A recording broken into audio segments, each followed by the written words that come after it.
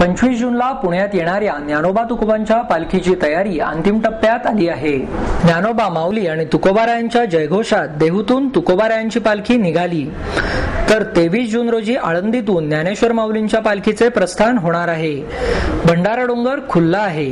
ज्येष्ठांमधले तरुण आभाळ उत्साहाने तुकोबारायांच्या पालखी बरोबर निघाले आहेत. सोबत पाऊस आहेच. विठ्ठल भक्तीची आस साऱ्यांनाच लागली आहे. संपूर्ण नगरी ज्ञानोबा तुकोबारांच्या गजरात दुमदुमून निघत आहे. पालखीचा प्रवास सुरू झाल्यावर पालख्या विश्रांतीसाठी ठिकठिकाणी थांबत असतात. त्यातच देहूची तुकाराम महाराजांची पालखी पुण्यातील नाना पेठेतील निवडुंग्या विठोबा येथे विसाव्याला 25 जूनला थांबणार आहे. या मंदिराचे वैशिष्ट्य म्हणजे हे मंदिर साधारणतः 850 वर्षापूर्वींचे असून या मंदिराचा जीर्णोद्धार 1968 रोजी नटराज टॉकीजचे मालक अशोक शिंदे, बसप्पा शिंदे, मतप्पा शिंदे, यमनप्पा शिंदे या चौघा भावांकडून करण्यात आला.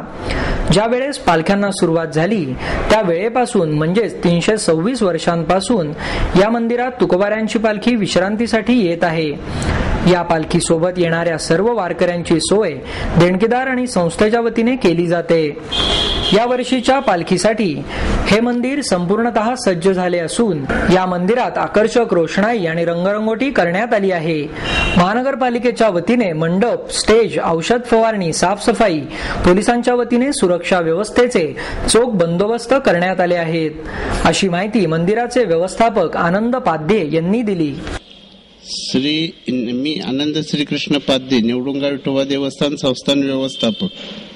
संत तुकाराम महाराज यांची पालखी शनिवार दिनांक 25/6/2011 रोजी रात्री 8 वाजता येथे आपल्या मंदिरामध्ये मुक्कामी. त्यावेळेला चौकामध्ये विश्वस्त मंडळातर्फे फटाक्यांची आतषबाजी केलेली असते. मंदिराच्या गेट समोर पालखी आली की तिची पूजा वगैरे करून पालखी आत घेतली जाते, स्टेजवर ठेवली जाते. त्याच्यानंतर आरती वगैरे होऊन वारकरी मुक्कामी विश्रांतीसाठी थांबतात. तिथं त्यांना अन्नदान केलं जातं. अन्नदानासाठी देणगीदाते दिलेले असतात, त्यांच्या मार्फत अन्नदान चालू असतं. पालखी रविवार संपूर्ण दिवस रात्र मुक्कामी इथंच आहे आणि सोमवारी पहाटे 6 वाजता ती पुढील मुक्कामासाठी प्रयाण करणार. ज्ञानेश्वर माऊलींची पालखी 23 जून रोजी पंढरपूरकडे रवाना होणार असून या पालखीचा मुक्काम शहरातील भवानी पेठ येथील पालखी विठोबा मंदिरात 25 जूनला होणार आहे. या मंदिराचे वैशिष्ट्य म्हणजे हे मंदिर 200 वर्षापूर्वीचे असून या मंदिराचा जीर्णोद्धार 1978 रोजी हबप देगलूरकर महाराज यांच्या हस्ते करण्यात आला.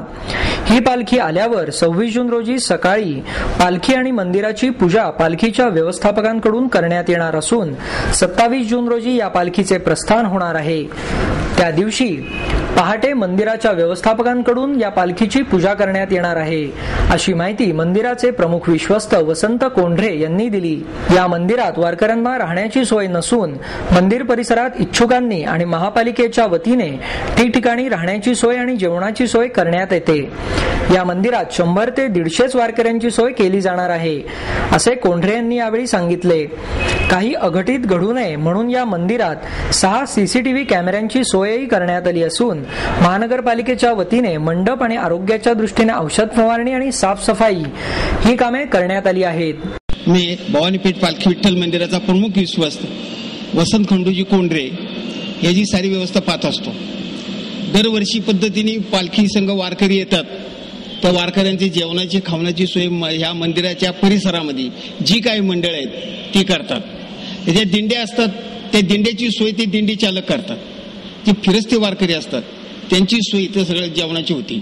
मनपातर्फे इथं ठिकठिकाणी त्यांची पावसा पाण्यावरून बचत होण्यासाठी तर मंडप बांधलेले आहेत. त्या मंडपावर त्यांची व्यवस्था केलेली आहे आणि आम्ही मागणी करत असतो, त्याच्यामुळं ही मनपा व्यवस्था करते. आता आरोग्याच्या दृष्टीने साफसफाई, मंदिर परिसरामध्ये साफसफाई हे चाललेली आहे. त्याची तयारी आम्ही यावर्षी रंग देणार होतो, पण थोडं बांधकाम आम्ही करणार आहे पालखी गेल्यानंतर, त्याच्यामुळे यावर्षी रंग काय केलं नाही. फक्त फ्रंट सेटला रंगरोगटी केले, लाईट सजावट होणार. पालखीच्या टायमाला लाईटची व्यवस्था मंदिराच्या परिसरामध्ये सगळं मंदिरातर्फे होती. बाकी इथं ज्या टायमाला पालखी येईल त्या टायमाला त्याचं स्वागत मंदिराचे प्रमुख विश्वस्त हे करतात.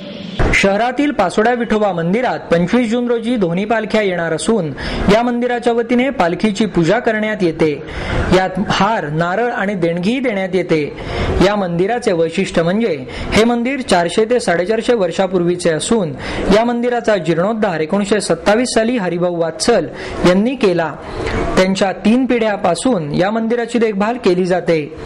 या मंदिराची आख्यायिका म्हणजे तुकाराम महाराजांच्या कीर्तनासाठी छत्रपती शिवाजी महाराज आले असताना त्यांना मोगल सैनिकांनी वेढा घातला, परंतु श्री विठ्ठल कृपेने सर्व भक्त शिवाजी महाराजांच्या सारखेच दिसू लागले आणि खरे शिवाजी महाराज सही सलामत सुटले, अशी आख्यायिका सांगितली जाते. माझं नाव रवींद्र दत्तात्रय बात्सल. हे मंदिर साधारण आम्ही 3 पिढ्यापासून सांभाळतो आहोत. तसं मंदिराला कमीत कमी 450-500 वर्ष झालेली आहे आणि याचा जीर्णोद्धार 1927 साली आमच्या आजोबांनी हरिभाऊ बात्सल यांनी केला.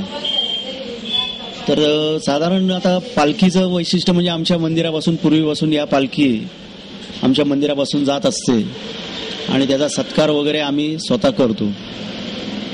तसंच आमच्या मंदिरामध्ये तुकाराम महाराजांचं कीर्तन व्हायचं आणि त्याच काळात शिवाजी महाराज त्यांना भेटायला आले असताना मोगलांनी त्यांना पकडण्यासाठी आले असताना तुकारामांच्या कीर्तनामुळं आणि विठ्ठलाच्या ताकदीने सर्व भक्त शिवाजीच दिसायला लागले आणि खरे शिवाजी निघून गेले, असा इतिहास या मंदिराचा असून आम्ही वर्षभरात विविध कार्यक्रमही करत असतो. परंतु मंदिराचा असं जागा छोटी पडल्यामुळे पालखीला किंवा आम्ही असं कोणाला इथं जास्ती हे करू शकत नाही. तर त्या मानाने आम्ही वर्षात काही एक ज्ञानेश्वरी पारायण म्हणा किंवा तुकाराम गाथा असे कार्यक्रम करत असतो. आणि दुसरी गोष्ट अशी की आमच्याकडे आता मंदिराचा जीर्णोद्धार करायचं विचारात आलेला आहे, तर लोकांनी त्याचं सहकार्य मिळावं. वारकऱ्यांना आम्ही प्रसाद म्हणून वाटत असतो. जेवणाची वगैरे जागा आम्हाला लहान पडती, तरी पण काही ठराविक लोक आमच्या मंदिरात राहतात, त्यांची राहण्याची जेवणाची वगैरे व्यवस्था आम्ही करत असतो. बाकी इतरांचं जे काय सहकार्य असल्यामुळे आम्ही नामदेव कार्यालय म्हणून आहे